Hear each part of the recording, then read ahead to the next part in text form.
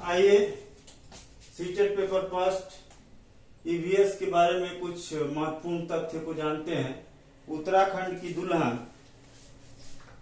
ब्याह के बाद गांव में आने पर झरने एवं तालाब की पूजा करती है। 1986 में जब जोधपुर एवं आसपास के इलाके में जब सूखा पड़ा था, तब भूली बिसरी बावड़ियों को एक बार फिर से याद किया गया। मोहल्ले के लोगों ने मिलजुल कर बावड़ी में से 2 ट्रक से ज्यादा कूड़ा निकाला। बावड़ी ने फिर से प्यासे शहर को पानी पिलाया। इसके लिए चंदा भी मोहल्ला वालों ने दिया। कुछ साल बाद से अच्छी बारिश हुई और पानी की परेशानी कम हुई, पर अब फिर से बावड़ी को भुला दिया गया है। स्क्रीनशॉट लीजिए।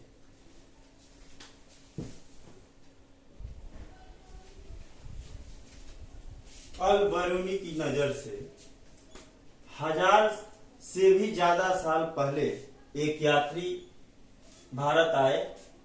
इनका नाम अल बिरूनी था। जिस देश से आए थे आजकल उज्बेकिस्तान कहते हैं। अल बिरूनी उस समय के तालाबों के बारे में निम्नलिखित बातें लिखी। यहाँ के लोग तालाब बनाने में माहिर हैं। अगर हमारे देश के लोग इन्हें देखेंगे तो हैरान ही रह जाएंगे।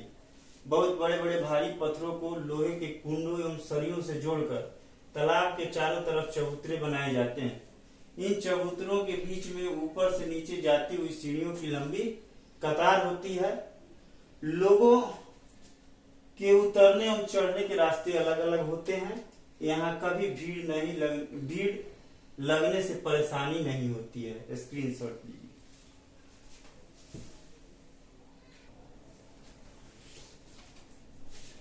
आइए मृत सागर के बारे में पढ़ते हैं।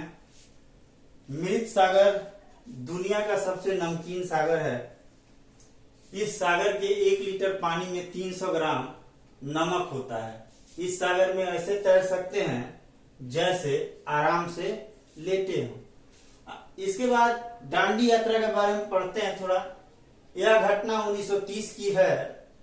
बहुत सालों से अंग्रेजों ने आम लोगों के नमक बनाने पर रोक लगाई हुई थी। ऊपर से नमक पर भारी टैक्स भी लगा दिया। इस कानून से तो लोग अपने घर के इस्तेमाल के लिए भी नमक नहीं बना सकते थे। लोगों को मजबूरी में दुकानों से महंगा नमक खरीदना पड़ता था।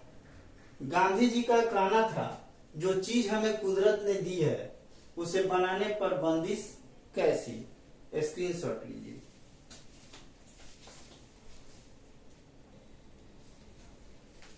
उन्होंने लोगों के साथ मिलकर अहमदाबाद से समुद्र तट तक एक लंबी यात्रा की और इस गलत कानून को तोड़ा। समुद्र के पानी को जमीन पर क्यारियों में भर दिया जाता है।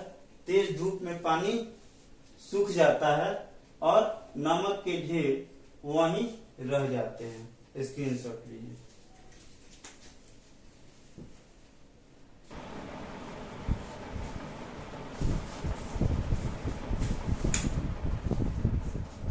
आइए कुछ महत्वपूर्ण तथ्यों को जानते हैं।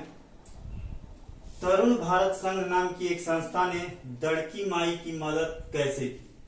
दड़की माई अलवर जिले की एक गांव में रहती है। गांव की औरतों का पूरा समय घर के कामों और जानवरों की देखभाल में चला जाता था। कभी कभी तो जानवरों के लिए कुएं से पानी खींचने में पूरी रात लग जाती थी। जब गर्मियों में कुएं भी सूख जाते तो गांव छोड़ना पड़ता। दड़की माई के पहल पर लोगों ने संस्था के साथ मिलकर, यानी तरुण भारत संघ संस्था के साथ मिलकर तालाब बना लिया।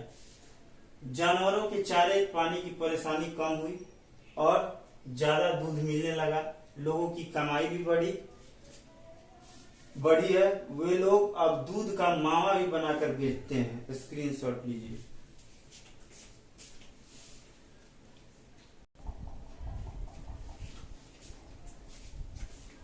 मलेरिया मादा मच्छर एनफ्लूएंजा से फैलता है। माइक्रोस्कोप यानी सूक्ष्मदर्शी से कोई चीज 1000 गुना बड़ी दिखती है। मलेरिया की दवाई बहुत पुराने समय से सिनकोला पेड़ की छाल से बनाई जाती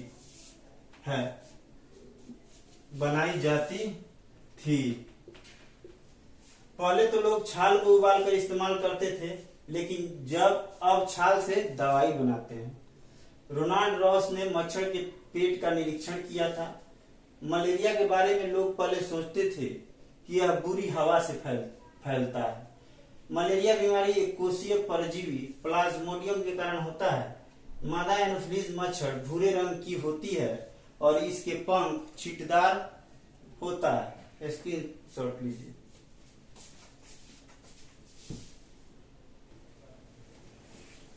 रोनाल्ड रॉस को दिसंबर 1902 में चिकित्सा के क्षेत्र में नोबेल पुरस्कार मिला।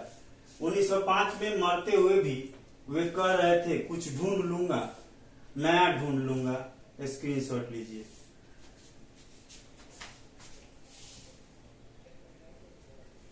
गोलकुंडा तेलंगाना में है।